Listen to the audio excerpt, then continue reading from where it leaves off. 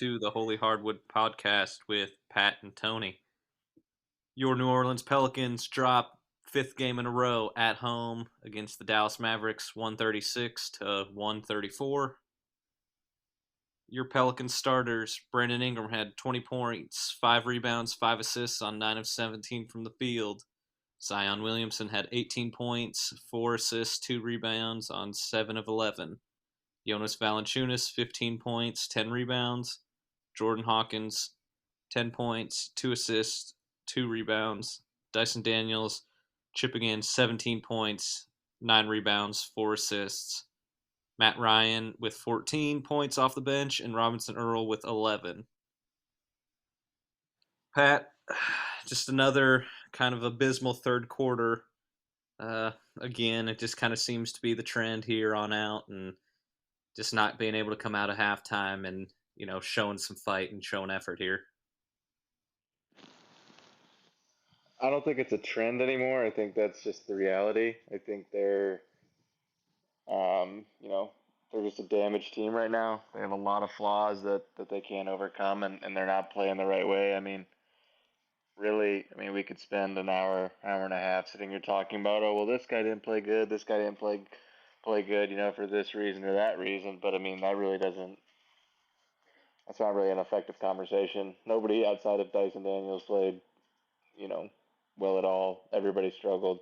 Um, so I don't really think that that's the segue to turn towards and to start discussing that. I think the biggest conversation at this point is what are the things that need to be discussed in terms of improving and getting this thing back on track because at this point they're essentially 10 games into this year and they're at a critical crossroad that this season could be derailed here and they could be looking at you know a lost season here within the next 4 or 5 games. No doubt about it, Pat. Like you're saying, the schedule's not getting any easier, and big thing out of all these games is that defensive end, and it just seems like they just can't get it right right now on that end.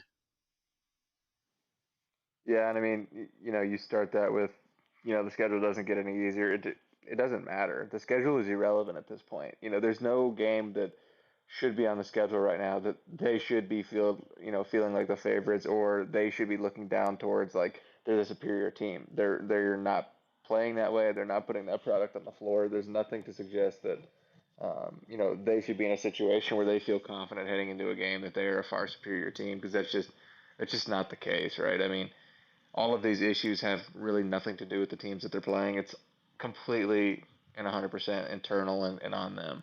Um, so, whether they, right the ship and resolve the issue at hand or, they pack it in and, um, guys start playing for their personal selves and you know, their own money and accolades and things like that, that's a decision that they need to be, um, you know, making themselves. But it's completely irrelevant who they're playing. I don't care if they're playing the 96 Bulls or the you know trust the process Philadelphia 76ers.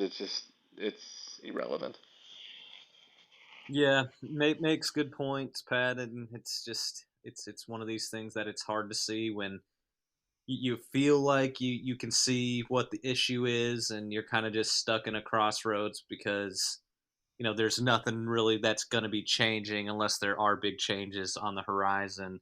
So we go back to the simple things and not being able to guard a pick and roll, and seems like this team just can't figure that out, given the personnel that we have currently constructed. Yeah, I mean the the level of dismay currently from both JV and Larry is it's borderline comical. I think we're at a place here where one of us needs to set up a GoFundMe page and, essentially um, use whatever funds we can come up with to find JV a driver, a home packer, maybe a good, travel agent to book him his flights out of town. But he is absolutely playing atrocious, and I think, um, the things that he's bringing on a nightly basis are so one-sided that it just doesn't work anymore, and we've got to find a way to you know remove his minutes altogether and hopefully get somebody else in because um, although nobody's playing well enough at this point to really be looking at JV in any type of way, it is unfair to them, right? Because um, you know he's setting them back so far on a nightly basis that even the things that certain guys do really well, and play to their strength, it's just not enough to overcome um, what he's putting that defensive group um, into every single night. You mentioned it. I believe what did Dallas hit 22 threes tonight?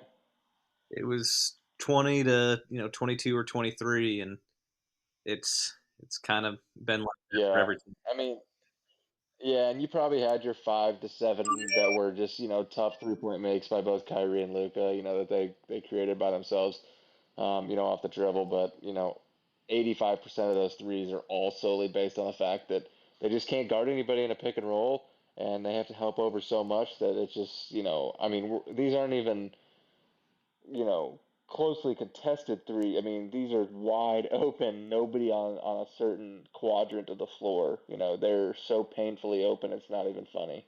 And that all stems from his play. And then, you know, I don't know if it's health with Larry. I know obviously he had some procedures in the off season, and that was a big talk of him not being ready for camp and not being ready for preseason. And Larry did make it abundantly clear, his own words that he's a veteran, he's done this so many times. Nobody needs to worry about him. He'll be ready to go. Yada yada yada. Um, he just hasn't looked that way on the floor. So I don't know if it's solely just based on him not being right physically, but I can't blame everything that I'm seeing based on just his inability to be mobile or anything like. It's the simple things. He's not in the right spots. He's lost a lot of times.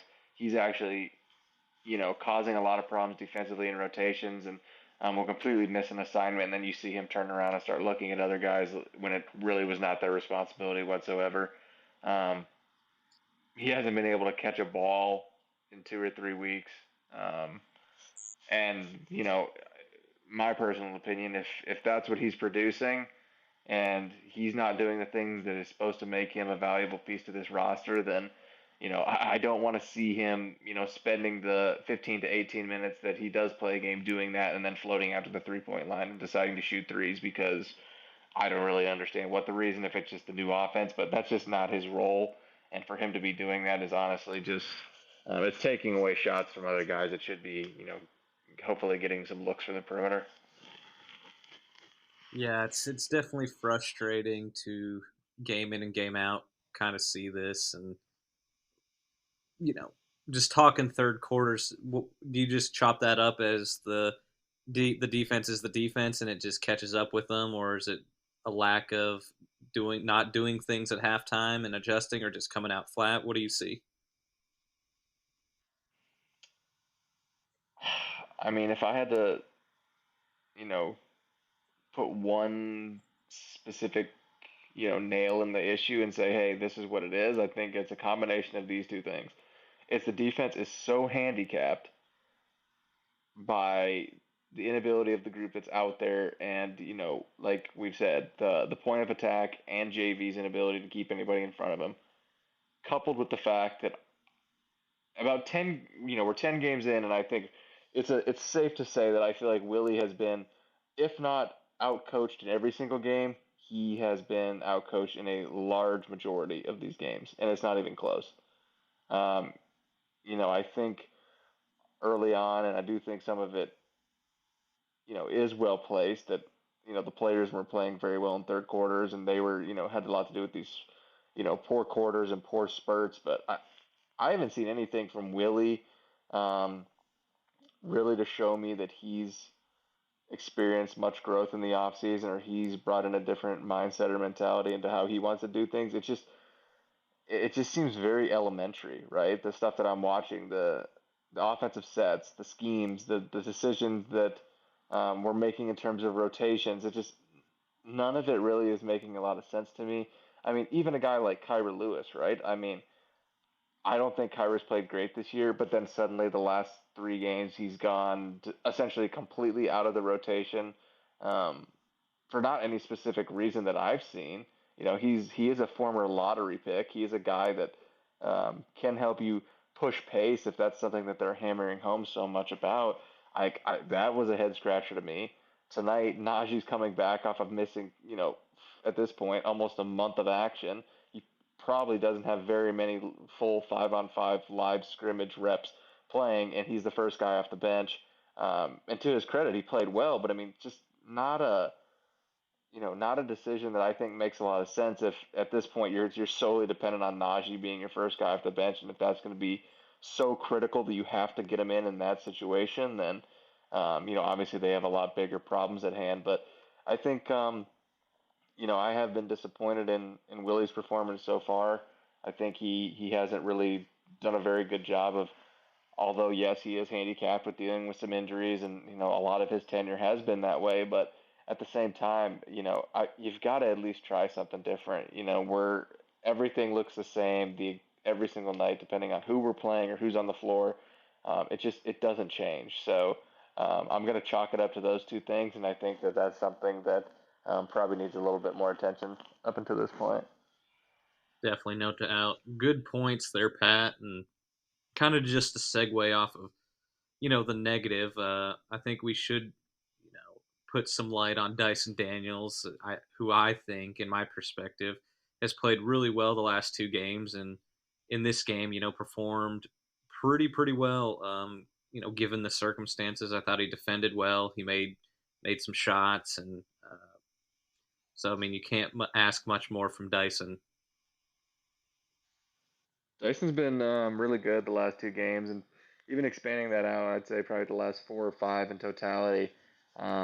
He started the season off with kind of bringing that typical, defensive versatility and did a good job attacking the glass. But, with injuries to CJ and Herb, we've seen him get the ball in his hands a little bit more and kind of go back to that natural kind of combo guard position that he was playing while he was at G League Ignite that allowed him to be a high top 10 pick for the Pels. So it's been really good to see him shine. I think he's gained a lot of confidence in that jump shot, which is nice, right? He put in a lot of time and did some retooling of that shot. So he's doing a lot better job of being a catch and shoot guy off of both Bi and Zion, but at the same time he's also starting to create his own offense when going to the rim.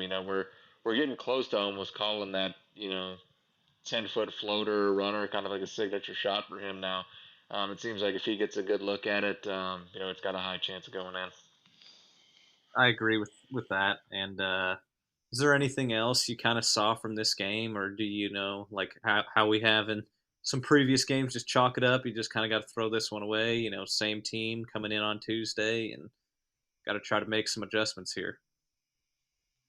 I mean, sure, yeah, all of that is great in theory, right? Mm-hmm. Yeah, you'd love to say chalk it up and move on and we'll just make some adjustments, but at this point, I'm losing confidence in the fact that said adjustments are going to be made.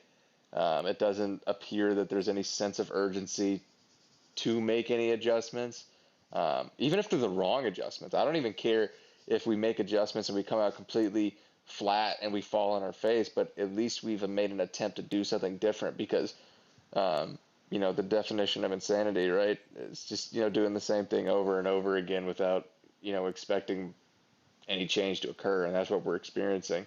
They're doing the same thing every single night. The opposing teams know that. Um, and that's just kind of where we're at. So, sure, I would love to say, let's flush it, let's watch the film, and we'll come back against this same Dallas team and we'll offer a completely different strategy and play a completely different way.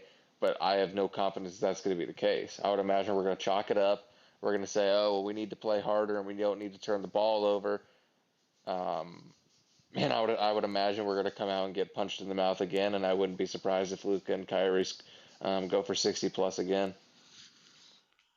Yeah. Do you think this team's checked out already? If they haven't, they're very close. This is, and let me preface this with, I never was in the belief that this team should just run it back because one of the, you know, core strengths of the unit was that they were close and they liked each other and they had camaraderie. Well, I think that's completely overblown and at this point is irrelevant. I don't really care if they really get along when they're sitting on the team bus or when they're going out to get food or whatnot. It doesn't matter to me. They don't play well together. They don't fit well together. Um, if I was running this team or had any say in it, there would be two major points that I would have hammered home in this offseason. One would be they needed an addition to shooting. That's that's on top of Trey having a good year and continuing his ascension as a perimeter player and shooting at a very high level. They did go and add a guy like Jordan Hawkins, which in theory, right, he has all the tools and has been very impressive so far. But I'm also not going to solely depend on the fact that I'm going to solve this glaring issue that really is it's a make or break need for this team. If they aren't able to acquire shooting and don't have shooting around those two, this group will not work offensively. So, yes, it's fantastic that Jordan's playing good. It looks like he's going to be a really good player for a really good long time. But to solely assume that, hey, we're going to draft a guy, at the back end of the lottery and he's going to solve all of our shooting problems along with Trey, I think is very um, risky. They didn't really do anything at all outside of that to booster the rest of the roster with that shooting. So that's certainly one area. And I thought it was a foregone conclusion, no doubt about it. I was shocked that JV was brought back to this team. And yeah, there might not have been some great deals out there, but like perfect example of that kind of coming back to bite you is, well, if you had the same level of confidence in drafting a guy like Hawk to resolve an issue, and you were confident in going that route, although it wasn't ideal, then how do you also pass up a guy like that we played tonight, Derek Lively, right? And the main topic that was pointed out at that is we can't do the Jackson thing again. We can't draft a young center that's going to play or may not play and may not develop, and so they decided to either look in a different direction or decide to roll with JV. But I mean, look at Dallas right now. He's doing exactly what Luka and Kyrie need him to do, and he's providing them with exactly what we need to do. He's a rim defender. He can move in space. You saw him do a really good job of moving his feet laterally. I know there was a possession or two that he was able to stay in front of Brandon and make make shots tough on him. He did the same thing with Zion. He's a vertical threat. He caught a number of lobs. He's the exact center that we needed. And although, right, I love Hawk, I'm super impressed with everything I've seen. That's also a conversation there, right? They had a position right there to shore up the starting lineup with an ideal fit next to them, and they surpassed or pass that up. And for whatever that reason is, I don't know. But those are two areas. Along with probably the third one would be some sort of like floor general or point guard to get in these groups, right? And I know there's not a lot of minutes to go around, but that certainly were the three areas of concern that this team needed was a primary ball handler and floor general, a better upgrade at the five position to maximize what those other guys can do, and additional shooting. And in all reality, at this point, I have a hard time saying even they went 1 for 3. Sure, even if you give them Hawk, it's early. I still don't think it's enough shooting in totality. But if you want to give them that, fine. But they went 1 for 3 in their offseason checklist. And I think that's where a lot of this stems from. You can't just roll back the same team that, in theory, you've seen 2 years in a row and they have an average win total of, 39 and a half wins per season, right? It's not a recipe for success. I'll pose another question to you. Do you believe there's any accountability on this team? At this point, no, I don't. I don't see that, and I think that's a tricky question, right? I don't think there's accountability in the sense that you would like someone to have accountability. The way that guys like a guy like Brandon, do I think he's accountable in the way that he's going to be calling guys out in that locker room and he's going to be getting in guys' faces and saying that this is just not the standard that we're playing at? No, I don't think that's his personality. I think his you know definition of being accountable is he's going to be playing poorly, but he's going to show up and he's going to be putting in the work tomorrow and he's going to be getting his shots up and he's going to be getting his workouts in, and that's the way that he holds people accountable. Is that the most ideal? No, it's not. I think they need somebody that, and it can't just be anybody, right? They have to have a resume. They have to have the carte blanche, right, to go ahead and say, "There's a reason why I'm in a position that I can say this." I've had this dance before. I've done this. I've experienced it. I've been a key contributor on whatever success that is, and they don't have that.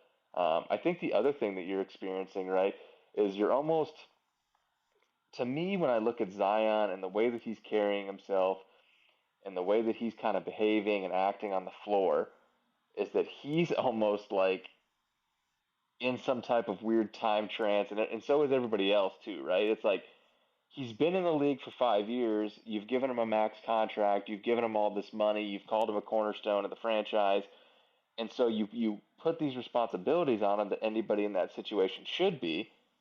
But he acts and behaves like somebody who has played a season and a half or is maybe halfway into their second year and is still 19 years old and is still figuring it out and checks in and out mentally and doesn't do the small things and doesn't behave in a way that he's playing poorly and he's turning the ball over and he's doing all these things that wouldn't be seen as positive, and just his behavior about it, right? He's kind of laughing it off, and I think that's more of a protection device for him, right? I think that's kind of just how he behaves when he doesn't feel like he's playing good or he thinks he's being screwed over by the officials.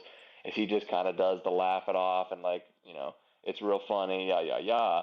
But I think that's a big problem, right? That's a guy you're paying $35 million a year, and you've pushed to want to be the face of this franchise. And like you've mentioned, I don't, I don't think I don't know if we'll ever get there that he wants to be that, but he certainly isn't that now. He hasn't done anything to garner it. He's not carrying himself like it. I mean, if you would have dropped me in a time machine 5 years ago, he doesn't look any different in terms of that as he does today. Like if you never knew who Zion Williamson was and flipped on the game tonight and just watched his mannerisms, you would have thought that he was Jordan Hawkins, the guy that's 10 games into his career, and Jordan Hawkins is the guy that's 5 years into his career. And I think that's a massive issue. Yeah, I mean, I see that as like a big issue. Like you said, Bi, Zion, great guys. Bi's accountability is that work ethic, is going to be doing all those right things. But there's no one truly, like Willie likes to say, I'm not calling you out, I'm calling you up. But at a certain point, when this stuff keeps happening and happening in these games, why is there not someone there that can do that? Like you said, we might not have that guy on Yeah, the but team. why? Yeah, but why was there nobody brought in to either do that, or if Willie knows that that's not the personality of either one of my two-star players, why is he not doing that? Why is he not like Taylor Jenkins did? Regardless if it's right or wrong, you know, why is he not getting technicals and fines if he feels like his two-star players aren't getting fair whistles? Why is he not getting technicals and fines, in support of them? You can't say that I'm here to support you and I've got your back and yada yada yada, but then you sit over there with your mouth shut and don't say a word. Like you as a coach and a leader of the team lose credibility when you do that. So if you know that that's not a strength of your team, that's your job as the head coach. You've got to fill in for those gaps, right? I mean, that's the same thing that you would do if you knew, hey, any other coach, if my center can't guard anybody, I can't play him 35 minutes a night if we're getting torched because of it. Most coaches in the league would say, I can't play this guy. He can't be on the floor.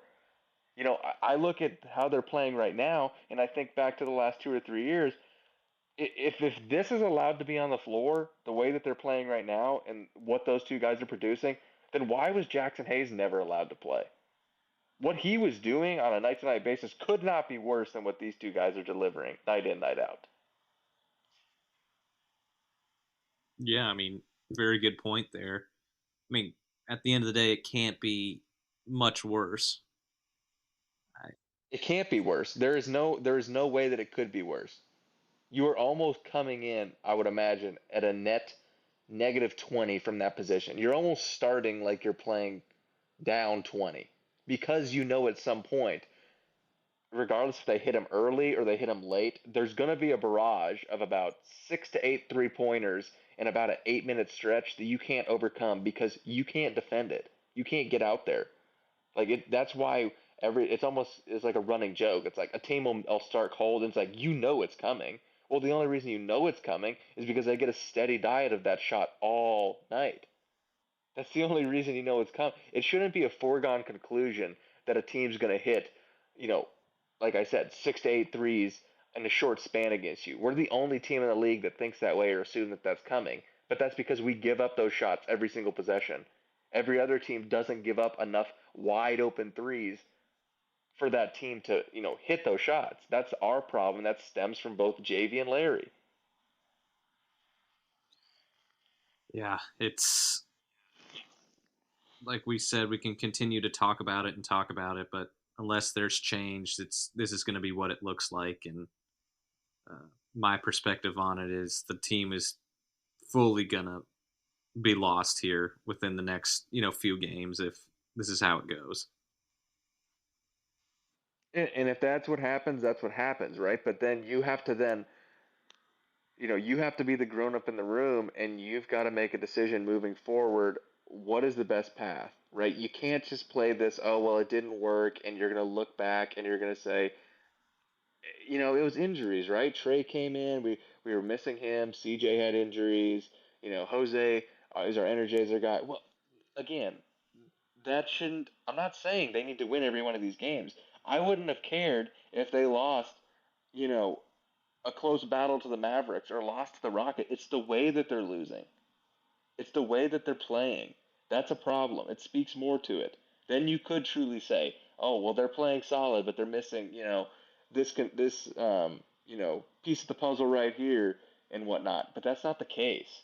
It's not just simply due to the guys that they're missing and what they're bringing, right? If you are such a fragile team that missing a guy like Jose, who is an undrafted free agent in his second or third year energy guy off the bench, right? If that is going to make such a massive issue for your team, then you've already set yourself up for failure, and that's not something you can overcome. Trey is a great player who is ascending to looks like he'll be hopefully an all-star one day. But I can't look over there and say, well, the reason we can't run an offensive set and quit throwing the ball out of bounds and we can't make a defensive rotation or make any effort to rebound is because Trey's sitting on the bench. Completely irrelevant. It has nothing to do with it. And with CJ, sure, CJ is a really good complementary piece next to two stars, but you can't force CJ down everybody's throat and make him the leader, right? You can't just assign it to him and say, "Hey, everybody, CJ's your leader," because they're not going to go for it. CJ's a nice player, but CJ has never been to an All Star game. He's never won anything in his career. He's played second fiddle to Dame, and they're a team that, what, best case scenario, their entire run in Portland is they got lucky and made it to I believe the Western Conference Finals and got blitzed 4-0. Like nobody is thinks that highly of CJ enough for him to put them in their place, and that's just being honest. Yeah, couldn't agree with you more there. And it's a lot to take in these first 10 games or 9 games or however many we're in. It's just a lot of bad, and it doesn't seem to be going in the direct right direction. And this is going to become the normal if there aren't changes. So you know, Yeah, but I mean, but even there, right? You say become the normal. Well, I don't think it's becoming the normal. I think this is the normal. I think this is a tendency that you've seen for even dating back past this regime. This has not been a successful franchise. This has been a franchise that has lost numerous star players. This is a franchise that has always been rumored as a potential team to move. Like this team has never had that, um, you know, stability where you didn't feel like this was going to happen. And at some point, you have to start asking some bigger questions, and you have to ask yourself, does some of this percolate from somewhere else? Does this stem from another source?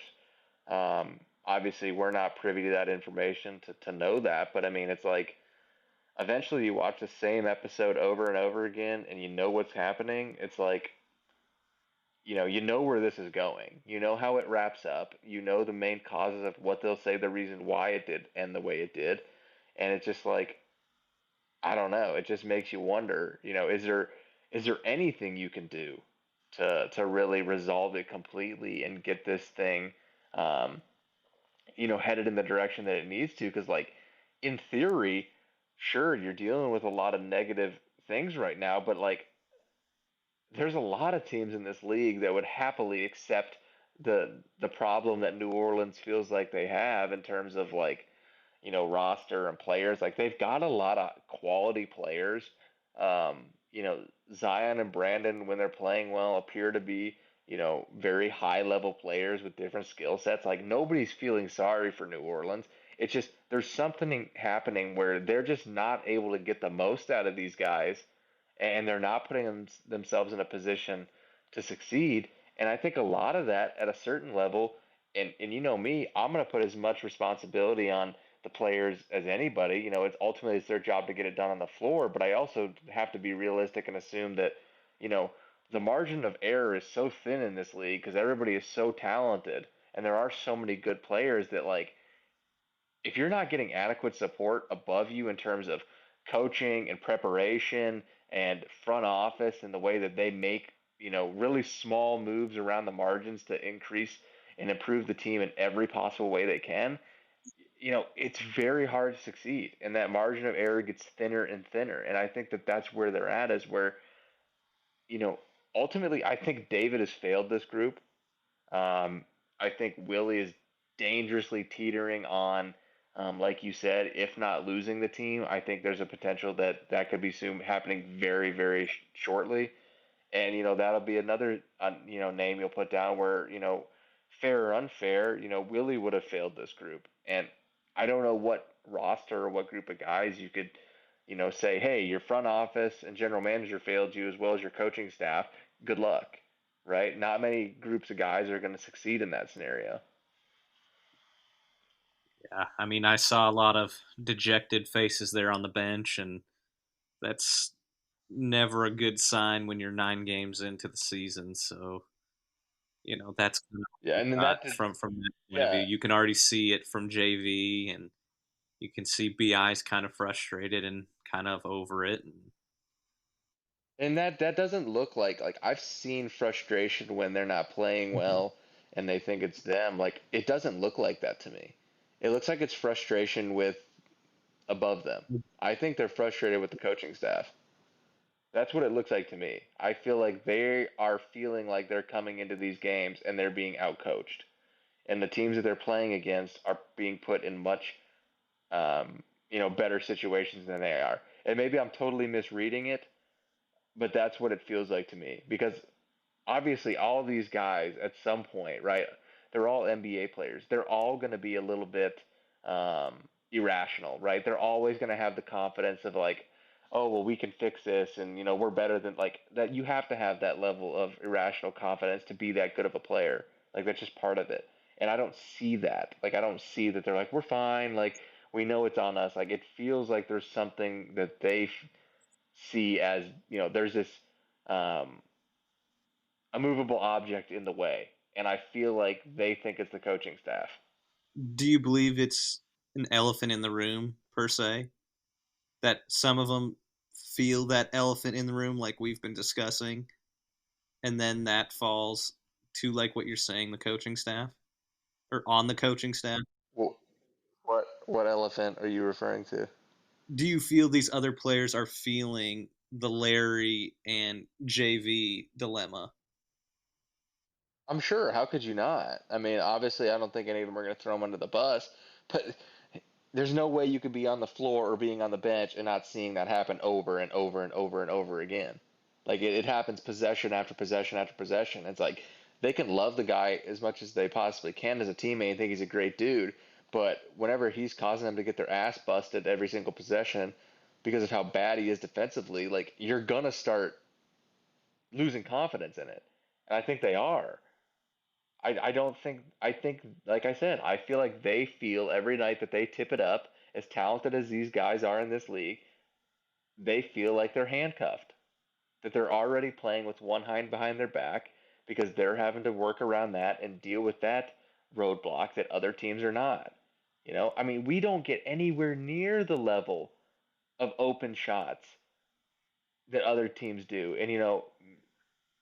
And we have two guys that routinely, like when they catch the ball, are being shaded and being guarded by two guys, and there's a third guy almost there. Like we have guys that draw attention from defenses when they have the balls in their hands, but we can't maximize it like teams do us because they're able to cover for each other at least in a way that's manageable, right? I mean, we can't do it at all, and we're not playing even guys every single night that do garner as much attention. Sure, tonight's like yeah, it's Luka and Kyrie, like that's one of the toughest matchups in the league. But we've also played a lot of games where it's like Jalen Green and Alfred Sengun. Yeah, two nice young players, but I mean, please don't kid yourself. There's no way they should garner any more attention from a defense than Brandon and Zion should. And yet they are getting three after three after three. You know? Yeah, it just becomes demoralizing at that point. It, it just it's a loss for words, Yeah. honestly. And it's like if this is how the fan base feels, I mean, if you're in that locker room, if it is like we're saying, them being frustrated with that position and then not being able to come into games feeling like they're prepared from the coaching staff side, because it still does seem like there is some wonkiness to even say like the offense. The offense looks Like terrible. I don't think I think Zion and Brandon are very, very uncomfortable because it's so new. But at the same time, I don't feel like there's any sets or movement or But that's what I was gonna say. I mean, if you wouldn't have told me it's not new, I wouldn't have known. I'm not seeing anything. Like I can't put my finger on one thing that I'm seeing, and I was like, oh well, that's different. The Brandon flex cut across the top of the key to get the ball and then run a pick and roll. I've seen that for 4 years. Like where's the difference? Where's the different stuff? I think Where's the stuff where's this him coming off a pin down for an 18 footer? Where's him getting a flare? Like I'm not seeing anything offensively. yeah, I mean, I think it was just sold to the idea of like we need to play faster, we need to do this, we need to get up more threes, and I've always said in the past, yeah, it's good and great to play that way, but when your team's not realistically able to play that way, it's not a good recipe, and especially one when you can't get stops. And so then at that, Well, yeah, because it gets you blown out of and so then games. at that point, CJ said a couple weeks ago, we didn't even put a set in the preseason, and now you're Well, seeing, like again, you that's said, the that's last that's couple more. years of these same sets. Like you're not getting any Yeah, but evolution.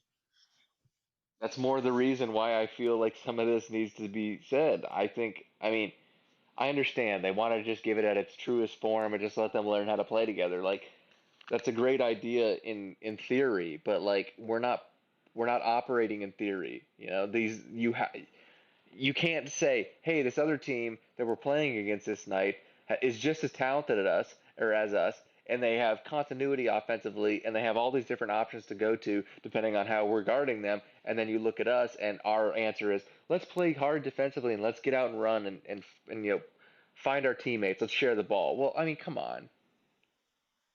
I mean that's not a recipe for success.